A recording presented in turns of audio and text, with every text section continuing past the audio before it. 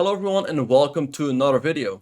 Today another tournament of the Champions Chess Tour kicked off, namely the Aimchess Rapid. So how this tournament works is there are 16 invited players and they will play a round robin tournament.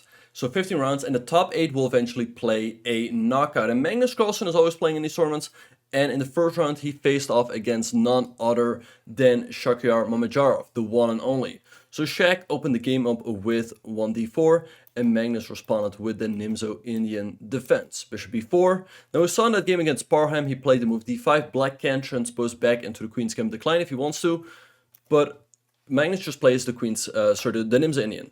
So Queen c2 by Shaq, d5. And here Shaq took on d5. The other main move is to play the move a3.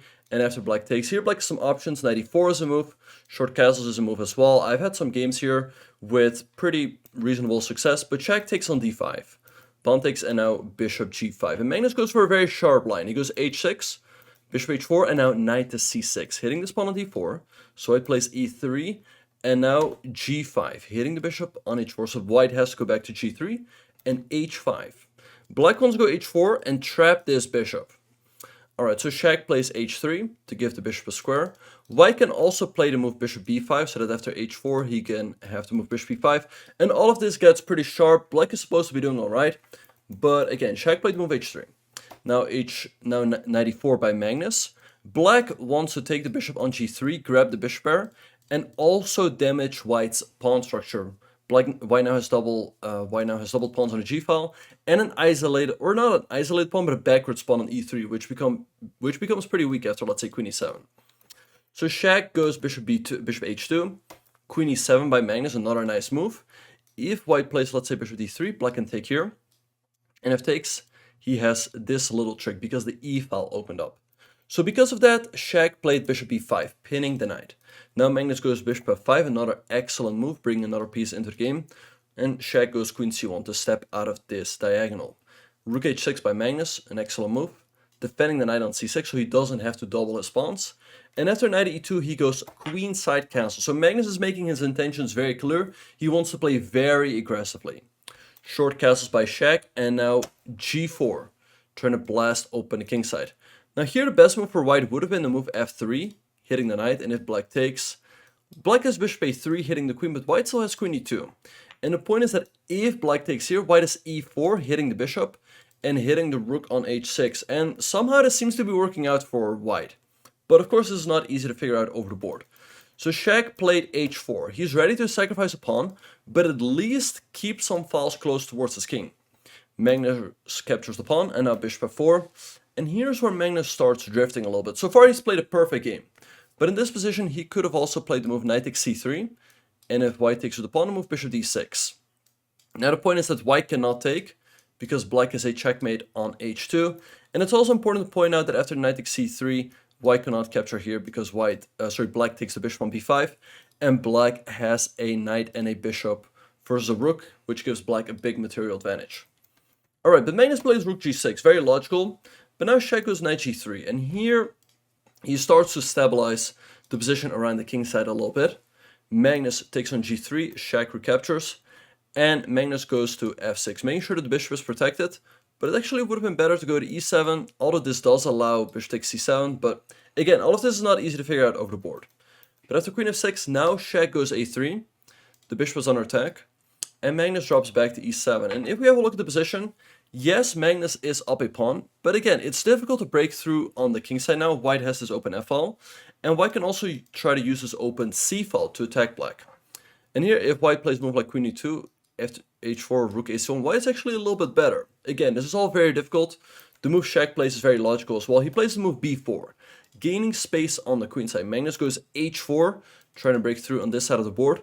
Shaq takes, Magnus recaptures, and now bishop b5, and here Magnus makes a big mistake. He should have gone to e6, because again, there's no way for White to keep the king side closed. Black is either going to take here, open up the h-file, or h3, which might be even better, because it also weakens the light squares.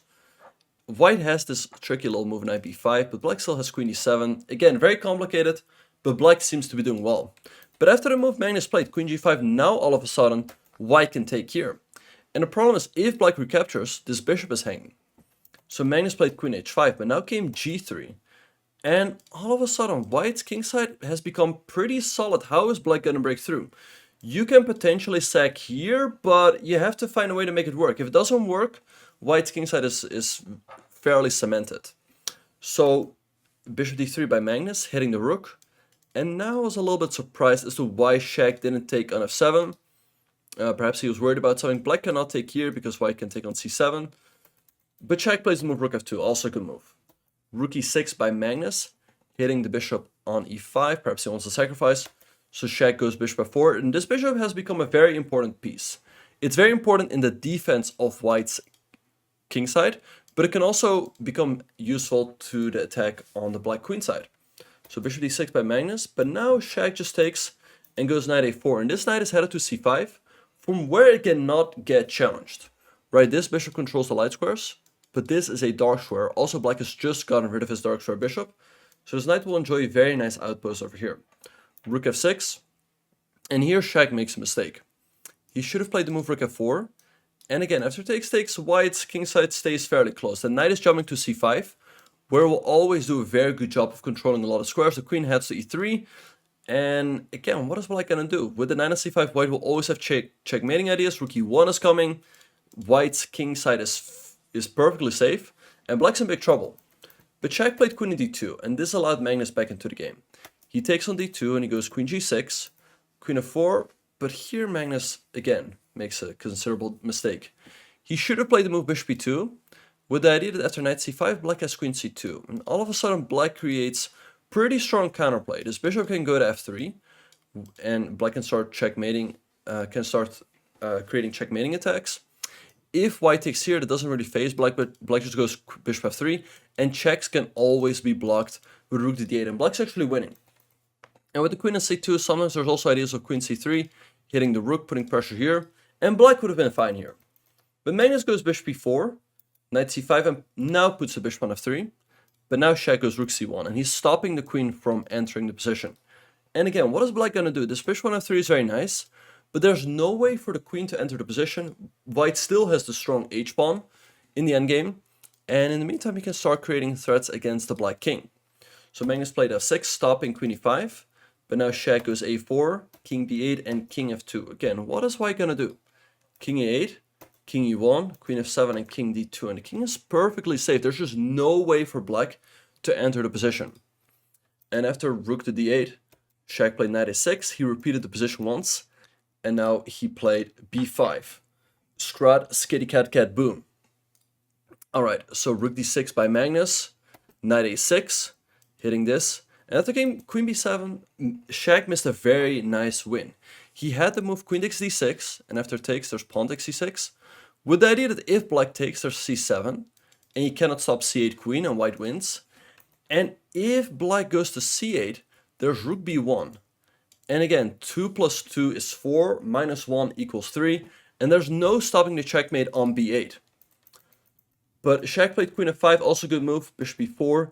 Now the queen came back to f1, he wants to enter the position through b5 at some point.